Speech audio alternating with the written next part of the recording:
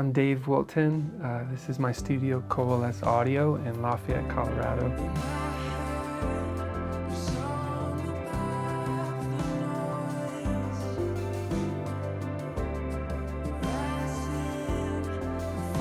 I'm a producer, recording engineer, mixing engineer, and I'm also in a band called A Boyna's Kite and Loud Harp. I am a singer-songwriter that is like gleefully lost in a wall of sound. I love folk music and singer-songwriter music, but I'm also have a very deep love and affection for indie rock and a little more aggressive punk rock music. And so my sound is always kind of at tension with a love and appreciation for lyric and a main, like a vocal, and then just getting lost in human emotion and making sounds and music that don't require words. And so I'm always at odds because those folk music and indie rock don't always blend, but I like to try, and that I think describes my sound. In my day of trouble, when I couldn't see. In my day I've always loved music. I've always felt it, and it's always like touched me ever since I was a kid. Grew up in a family where we sang quite a bit together and enjoyed playing music.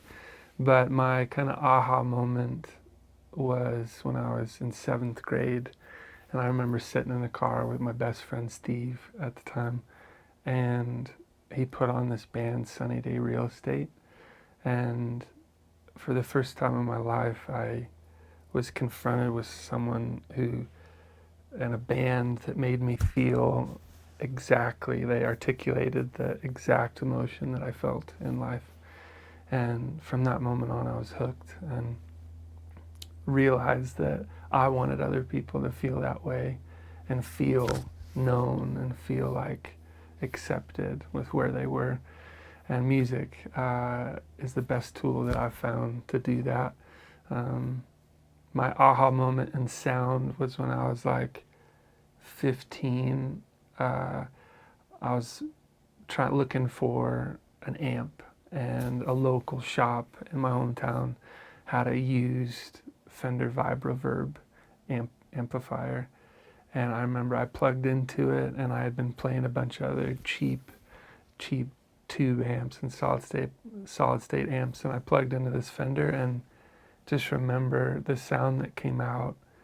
It was the first time I'd ever heard reverb so on an amp, but I just remember thinking it sounded so angelic and beautiful.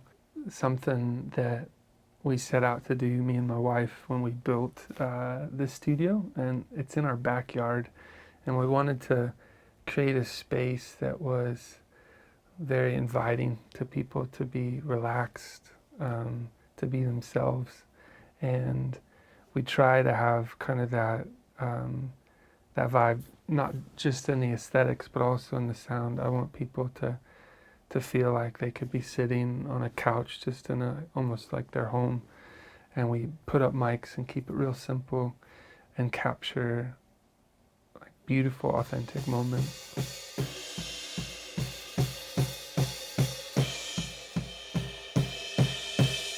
Yeah, I love authenticity when it comes to sound. I love the way things actually sound in a room with people. With that said, I know that there's sometimes sounds can be and songs can be so vulnerable that it's kind of awkward. And so with that said, I also love wild sounds and sounds that are maybe built more in like fantasy.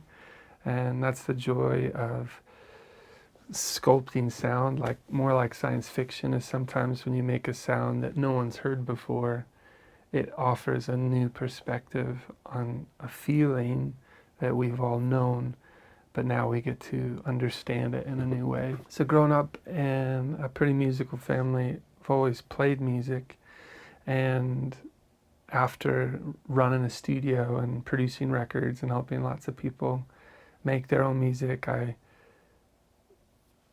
started realizing that I needed to make and express my own art.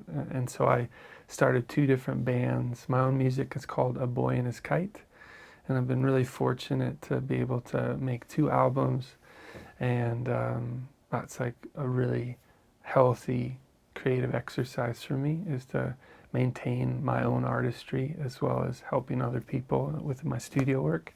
And I'm also in a band called Loud Harp. And so those 2 bands, I'm able to exercise all of my own songwriting and composition, and also sometimes explore new sounds. But I really enjoy having those outlets besides just normal studio work.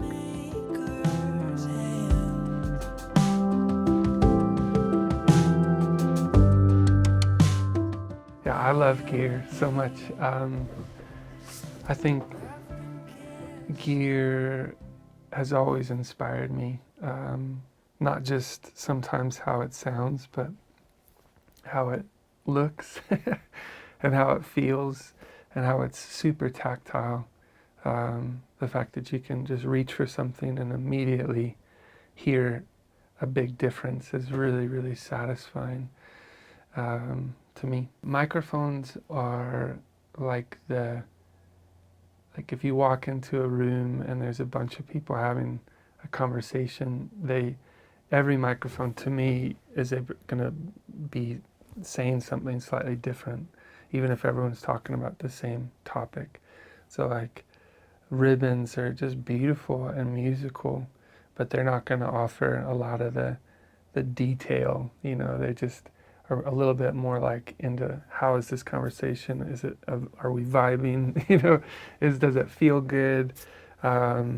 Whereas like condensers, they have it's a little bit more of an intellectual conversation, and you can get into actually details of knowing something. So I like the different microphones for different reasons, and depending on what I want to capture, I have a lot of different choices. I love the fact that DPA microphones are like a trustworthy friend.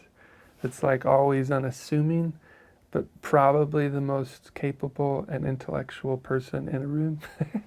That they have the ability to talk in immense detail, but they never are overbearing. They don't have, to my ears, they don't have too much top end. They're just very detailed with a beautiful sense of warmth and realism. And I've really enjoyed using the 4011s and the 2011s for a variety of things that I need the detail, but I don't want all the anything hyped. So I love using the 4011s on my upright piano in a variety of settings, the felt setting, as well as just the normal piano sound. I love the sound of 4011s as drum overheads. They get all the fullness and attack of the cymbal hits and the snare hit and the tom hit, but they don't, their release, they don't hold on to the sound too long, especially for dynamic things. I want them to be full and present and then slip into the sunset. And man, I love the 2011s on kick drum, or kind of loud sources that are real focused, and love them on electric guitars. Just enjoyed tracking them today in stereo and was kind of blown away by them. So I enjoy all the mics I have, but if I need something that is rich in detail, that isn't hyped, that has a natural warmth to it, the DPA microphones are my choice.